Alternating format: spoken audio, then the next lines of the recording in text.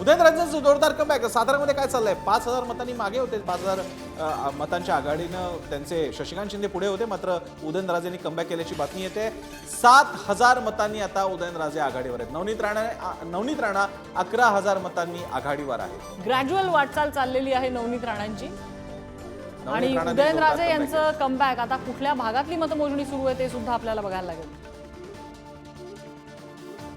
साताऱ्याचे प्रतिनिधी साई सावंत आपल्यासोबत आहेत. साई, बऱ्याच काळानंतर उदयनराजे यांचं जोरदार कमबॅक झालेलं दिसतंय. कितवी फेरी सुरू आहे सध्या?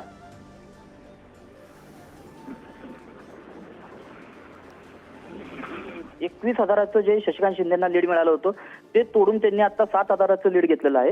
जवळपास 14वी फेरी चालू आहे. 13व्या फेरी अखेर शशिकांत शिंदे हे देखील आघाडीवर होते. मात्र आता अशी माहिती समजते की वाई खंडाळा महाबळेश्वरचं वोटिंग काउंटिंग चालू आहे. त्यामध्ये उदयनराजे यांना लीड मिळत आहे.